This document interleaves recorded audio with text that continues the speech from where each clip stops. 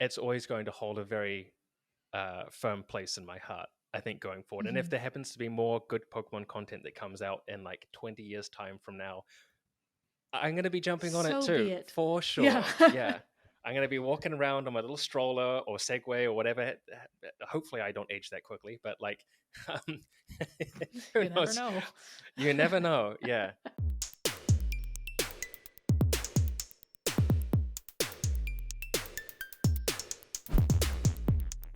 Hello, everyone, and welcome to another episode of the Stack Overflow podcast, now recording in video. So every single time we wave now is an Wow, it's real. introduction. I totally was just like Hello. looking at you like, oh, stop talking, and then realized I'm on video now. So, wow. Yeah, I know.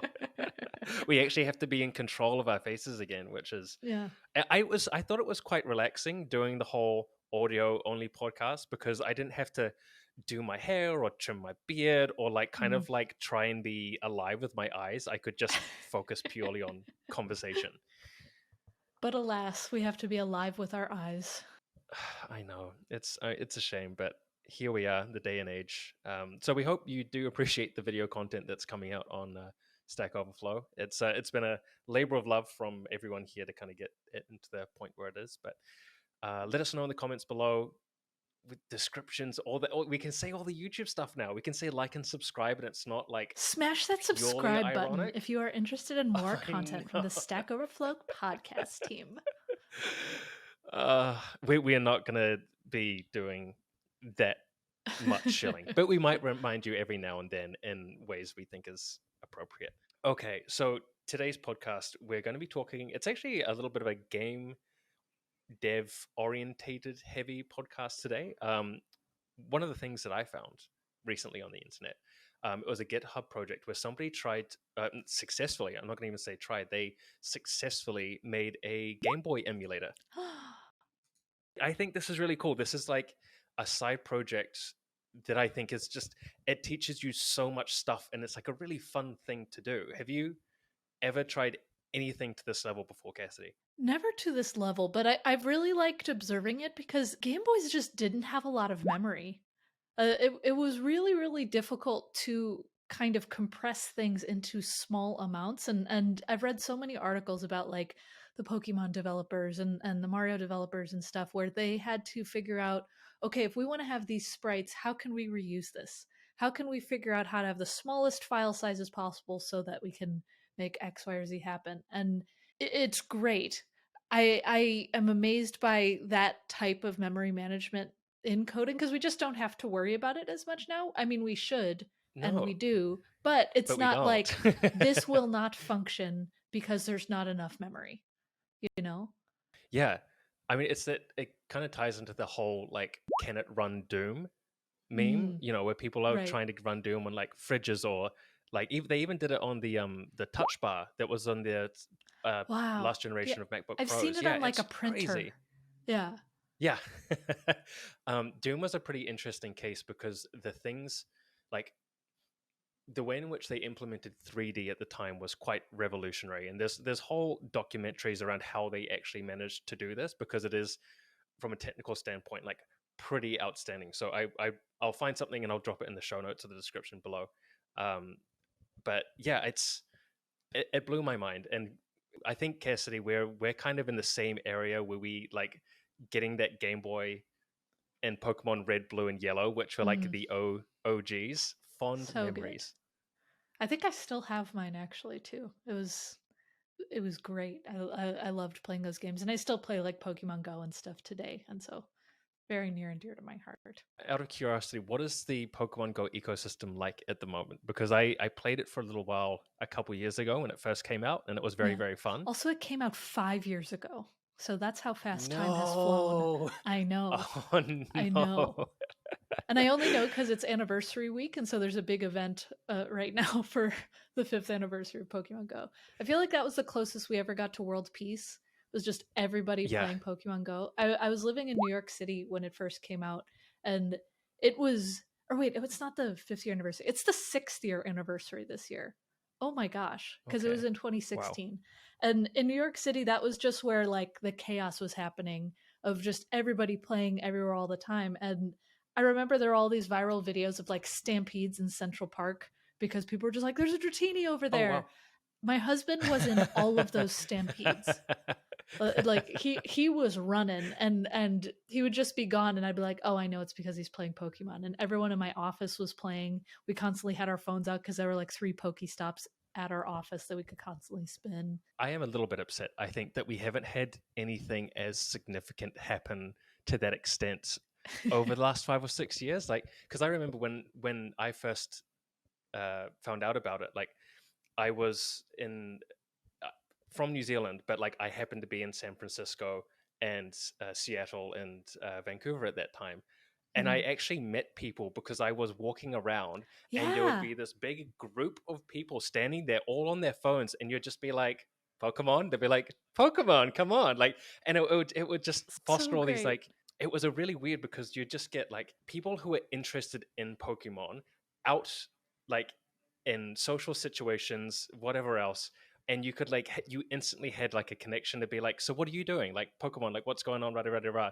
It was an Right. excellent way to meet people and get outside, and there's It nothing. was no, yeah, nothing's been like that. Like I got to know neighbors because like we would happen to be like going, "Oh, there's a raid at like the church near our house. You want to go together?" And so we would all walk together and everything. Yeah, it makes it very easy to, I mean, working with digital stuff, like everyone here, anyone who's listening who's a software developer or you're just interested in tech, like you spend a lot of time sitting behind a screen, and to be able to meet other people who are also interested in the same variety of things as you are, but do it in a way that's kind of like away from sitting down at a computer. I really enjoyed, I think, that aspect the most. Like obviously the Yeah. Pokemon aspect was fun, but it was the kind of just like, even if you were just like off for a walk by yourself and then you just took out your phone, Pokemon Go, and you went round, like it was very good at connecting people. And Yeah.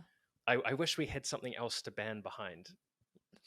I realized I And could the still thing go do is other Pokemon games Go, have but come out, but just not to that degree. Like there was a Harry Potter one that came out. I think there were okay. talks about like a Lord of the Rings one, but they're just not as popular as Pokemon is.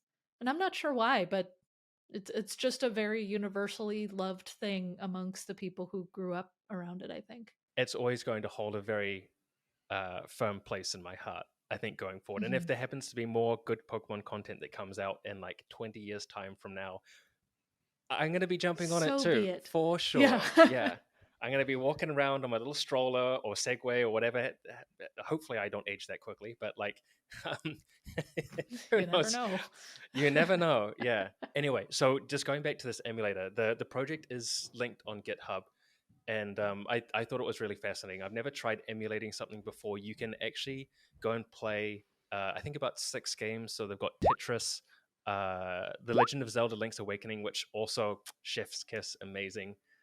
So Um, cool. Pokemon Blue, Donkey Island, Donkey Kong Land, and Castlevania. Did you ever play The Legend of Zelda: Link's Awakening? So, I have a fun little story about my Game Boy. My parents were not that into video game consoles and stuff. Like, we played educational games on the computer, but that was pretty much it. And then my dad found a Game Boy Color in a ditch on the side of the road, and it had Pokemon Blue in it. Yeah. And that year was a glorious year because we finally had a video game, and my sister and I would just kind of trade the Game Boy back and forth. And we were truly learning it brute force, like, because we didn't have any guides or anything. That reminds me of just so I had a Game Boy growing up, and we were fortunate enough to get a Nintendo later on. But we didn't have internet for like it just wasn't a thing in our Mm, house for a while, and so we weren't looking up looking up like guides on how to do things. It just right. wasn't, it wasn't possible. I remember my dad. I got stuck on this one particular part, and he was talking to me about it, and he was like, "Oh, like how come you haven't been playing your game?" And said I got stuck, and he had gone to work, and he did like printed off like the like guide solution thing, and he like handed it to me, and it was like it was so nice, really really lovely. That's Um, awesome. yeah, it was. The closest I ever got to it was if we like were near a GameStop or something where I could go in and see if they had those magazine guides for the Yes, games, because yeah, yeah, yeah. those were such a thing. So if ever we got close, I'd be like, could I go in for 5 minutes? Yeah. And my parents would be just like, just for a second. And so I'd go in and just like leaf through and try to see if I could find anything. Because Yeah. like when in those early games in red, blue, yellow, there was like a bush that you could cut, um, or it was a tree or something that you could use the cut Oh, yes, yes, yes, TM yes. on, Yeah, yeah, yeah, yeah. or HM. I had no idea how to do that. I was Yeah, just that like, you're was just tricky. trapped. There's no way to do it until you find a magazine somewhere that tells you that that's the kind of thing you can knock down.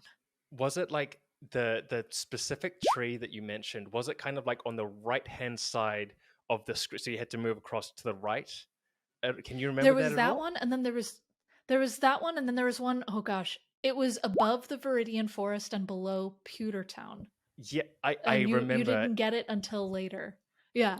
Yeah, because you like went in that Diglett cave to get near it. Yes. This is Oh, very those specific caves. knowledge, but Those caves yeah, sucked. Yeah. I I was just know. because you couldn't see, so I had to brute force that whole thing because like I just couldn't figure out what to do. Until you realized you had to get Flash. Yeah, I know. I was so annoyed. Gosh. That was a long chunk of my childhood, that particular one. Yeah, I'm kind of glad that we didn't have the ability to look this kind of stuff up because it was a good learning experience of learning how to solve a fun puzzle and adventures and that sort of thing. And Yeah. I feel like that's something where like if ever I have future children, I'll be like, you're going to play this game and I'm not going to tell you how to do it. And I'm just going to let them figure it out. You just lock them in a room with no internet or cellular connection. Play Pokemon, appreciate history. uh, honestly, I think that honestly, from a problem solving perspective, yeah, that worked because now a lot of the time, if I get stuck, I'm so tempted just to reach over for my phone and Google the solution. Yeah. And I didn't have to go through the kind of walkthrough of figuring out for myself what it was, and that's part of the joy of the whole thing as well. Right. I feel like that's a joy of learning anything. If you can do it yourself and figure out how to do it yourself, you learn it so much better than if someone tells you how to do it. Yeah, for sure. And you apply it yourself. And we could It's get all into that oh, so deeply. it's very because like the first thing like when we're working through like software development problems or most problems for that matter, like we're just trying to solve it as efficiently as possible. We're not really built Right. to experiment and play and be creative and be like, you know what, we're going to spend a week trying to figure out all the potential solutions to this problem. It's like, no, we need to get from point A to point B as fast as possible. And I never really thought about the impact that that could have on my like recreational time or the stuff that I do for fun on my own. Okay, speaking of recreational fun and learning, I would like to take a quick break and talk to you about moose, the animal. Okay. Because I know that this is silly, but I just got really into moose in the past 24 hours and I have learned so many interesting facts. Did you know that a moose can dive like up to 20 feet deep in the water? You know They what? I could try and feign my reaction. We talked about this pre-show and I was completely baffled and blown away. So I'm not going to fake anything, but for the viewers out there, yeah, okay, I did not know I'm this. still flabbergasted.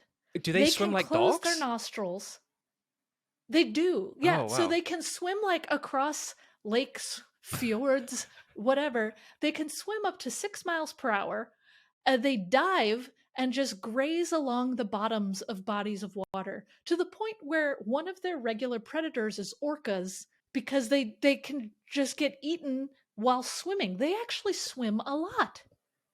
Yeah, I don't see like that's one of those things that you say it, but my brain doesn't compute that that is actually a thing, right? It's Yeah, just two animals that I would have thought never like the closest existence I think those two could have was if like the moose was on the shore and it saw an orca out in the bay and they were like they acknowledged each and other. they like wave. Yeah, he kind of like like dipped the antler and the orca was just put up a fin. Yeah, no. Well, that's so. Also, picture this because a moose is huge, and this is how deep I got it. The average female moose is about 770 pounds. The average male is about 880 pounds, but they can all get to up to 1,800 pounds. Yeah, that's a lot of moose. Giant creatures. Their their antlers can spread up to 6 feet wide. So this is a gigantic, like larger than a vehicle creature diving, Yeah, that's what eating that's vegetation the thing I don't at the understand. bottom of water. With antlers that big, how does that impact their ability to? Because it's not like they're foldable. Like they can't just tuck Oh those. yeah, it's drag. Yeah. I don't know. And they also, fun fact, they shed their antlers every year. Oh, It's like hair; it doesn't hurt them. They shed their antlers. that's kind of fun, to be honest. I kind of like how Yeah. not bougie, but like how they'll be like, I wonder what I'm getting this year. I think I might go for a different style. Like I'm gonna go for a little bit of a curve around here, and this one's gonna be yeah. They have their little like vision board at home with all the Pinterest antlers that they wanna try to do this year. Um, Yeah, I have not seen a moose yet in Canada, but from I'm they're when I big. first see one, I will let you know. I'll take a photo. We'll put it on the podcast. Tell me everything. I would love that. Well, oh, their antlers are so amazing. They don't actually use their antlers to fight. Oh, Like they kind of do because they're very solitary animals. They're relatively peaceful, but then like during mating season, hmm. the like male bull moose is like, I want the ladies, and that's when they like kind of shove each other with the antlers. But their main like, I'm gonna crush you things are their hooves. Their hooves are Oh, really yeah. aggressive, where like their front feet can kick in any direction, What? forward, side to side, back. Yeah, they just have like a really funky joint at the knee. So I Hmm. picture, this is where the video is good. I picture them being like a helicopter, like, and just like attacking and waving their and flailing. Granted, that would be me if I were a moose. I'd be just panicking and flailing my front legs. But that's how that's how they like fight, is with their feet, not with their antlers. Interesting. Yeah, I'm gonna. Okay, how did you get started on this, and what resources should I look at for any moose-related activities in the next 24 hours? I literally wrote myself a over 500-word post just for me to learn about moose facts, and so maybe I should publish it. I I first got interested in this because there's a show on the History Channel that was recently added to Netflix called Alone. And they drop a person, I think 10 people, in the middle of the wilderness separately. So they are alone by themselves. And each of these people is allowed to have 10 objects. And those objects can be anything. I think within reason, like I don't think anybody brought like a shotgun or anything, but like a bow and arrow, a flint, a bowl, things like that. And they are, and like a GoPro that's solar powered, and they just film themselves, and everybody is just surviving in the wilderness as long as they can, and whoever survives the longest wins. That's the whole concept. And it's fascinating. It just kind of popped up on my feed, and as like one of the guys was surviving, he just saw a moose swimming, and I was like, that moose is swimming. How about that? Do moose swim?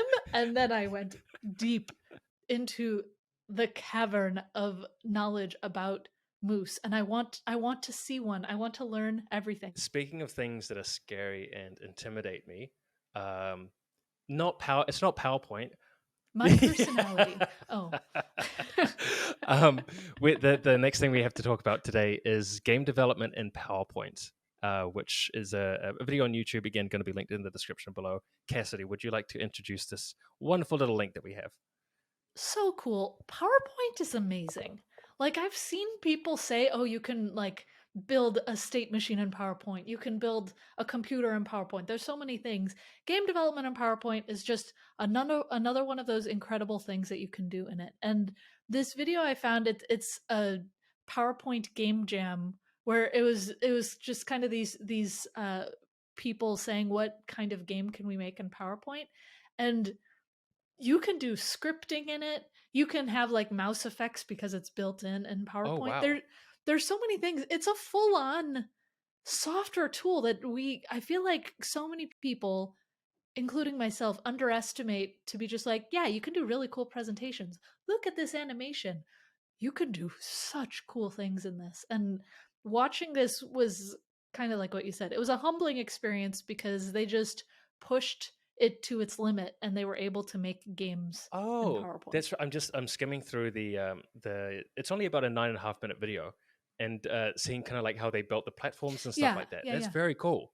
It's very cool. And it also kind of shows you that you don't need to have really fancy tools if you just want to be creative and make something. And kind of like what we were talking about earlier, when you just kind of learn as you go, you're not going to find, I mean, maybe you will, tutorials on like, how do I do this certain game development thing in PowerPoint? That's probably not a topic that's going to come Yeah. up regularly, but it's such a cool creative thing to figure out, okay, I have to do this using the tools in front of me. How will I get to it? And it was a very cool experience watching this video and seeing what Yeah, came I, out of I it. doubt that I'm going to be looking. I've been looking into game engines recently, and I'm assuming my next search isn't going to be Unity versus Unreal versus Godot versus PowerPoint. It's it's very much going to stick within the main boundaries. But that is really. I'd seen a lot of people do some crazy stuff with Excel as well. Excel is even bigger. Like between PowerPoint and Excel, and honestly, even Microsoft Word, those are some powerful tools that have just withstood the test of time in so many ways. I was talking to someone he's a security engineer who gets very deep into encryption and stuff, and I was talking just about password managers and stuff with him, and he was saying honestly, the way Microsoft Word's encryption works with password protection and everything, if you wanted to password protect a document, you could, instead of using 1Password or LastPass or any of the open source options, all of the things out there, you could literally encrypt a Microsoft Word document that has all of your passwords in it, and it would be just as secure, if not more secure, because it's local I to your can machine. That I can it blows attest my to that, mind. but not in a good way. So when I left one of my early jobs, I thought I was doing the sensible and responsible thing where we didn't have a password manager. So in my kind of like doc when I left the company, I put down all the information, all the processes, everything else, and I put all the passwords um, in plain text in the Microsoft doc, and then I used like I'm not sure if it was the native encryption or whatever else, but you put a password in, and then I told my manager the password, hunky dory. I moved on. Life was good. And then about 6 months after that, they needed a password for one of the social accounts, and the manager had forgotten what the password was. They hadn't put it in their own system, and they reached out to me and they said, "Hey, what No. was the password?" And I said, I don't know. I wrote it down for you. I gave it to you. I don't know what to do." And then nobody could open this file, and yeah, it was fortunately No. they were logged in on other computers. They're able to get everything back, but it was not the easiest process in the world. So, pro tip: if you're going to encrypt a Word file with a password, remember it, or put it in a backup, put it in a save, whatever else. Put it Yeah, on a little put it underneath the post-it, desk. Yeah. hide it in a drawer. Oh goodness gracious! Yeah, those things can definitely backfire if you don't build in redundancy uh, to your password management. Yeah, Yeah, very very gosh. important. Before we head off as well, I just want to say I've had a quick look at some of the upcoming guests that we're getting onto the podcast, and even though I cannot see anything currently, there are some really cool episodes coming up that I'm genuinely very very excited about. Yeah, yeah. Yes. So just keep an eye out. I'll have to, I don't have the calendar, but the little that I've heard about the next few, it seems Yeah, very it's exciting. So I smash that know, subscribe yeah. button, everyone. We're gonna have to have like a little not a swear jar, but a like and subscribe jar for every time somebody says that. The lifeboat for today. A lifeboat is an answer score of 20 or more to a question score of -3 or less that goes on to receive a score of 3 or more. Today's lifeboat goes to zvone for answering question error message, type error, descriptor, append requires a list object but received a dict as in dictionary there, just to be careful of that accent. Um, yeah, I've come up with a lot of TypeScript errors in the past. I still do. I really honestly need to spend some time learning TypeScript end to end because I see a lot of setting type to any, I know is not the solution to everything. I have thoughts. I think it's a good language. I think it is often overkill Hmm. depending on how you use it, but it's great, and I can Oh, recommend a book, and I'll excellent. drop it in the show notes, by Josh Goldberg. He just launched a book called Learning TypeScript like last week or 2 weeks ago. Oh, it's very easy. learningtypescripts.com. I bet they were thrilled when they got that domain. Okay, well, that Perfect. again will be in the show notes below. Thank you very much, everyone, for coming along, being part of the video session that was today, or listening on a podcast. We appreciate each and every one of you. My name is Matt Kinanda. I'm a developer advocate here at Stack Overflow. You can find me online in most of the places at Matt Kanda, MattKander. And I'm Cassidy Williams. You can find me at Cassidoo, Cassidoo, on most things. You can find me at Remote and also OSS Capital doing developer experience things. Or if you're like a moose, you could chase me by the day 5 after your birth. They can outrun a human day 5. Hold on. Are you saying that after 5 days, they will be able to catch you? 5 days of being alive, they can outrun a human. Oh, wow. Oh, wow. I know. Okay. I was thinking Moose are amazing. yeah, We gotta we end do, the but episode. I just like, I thought you were saying that like after like a moose and a human at a start line and go, like it would take the moose 5 days to catch up to the human, but this is 5 days after birth. When it's 5 days old, it can outrun we can't really you. do much at 5 days old. Nope. Pretty helpless. Anyway, go have a look at some moose. Enjoy your rest of your week or your weekend whenever you're enjoying this, and we will see you again in the next one. Bye.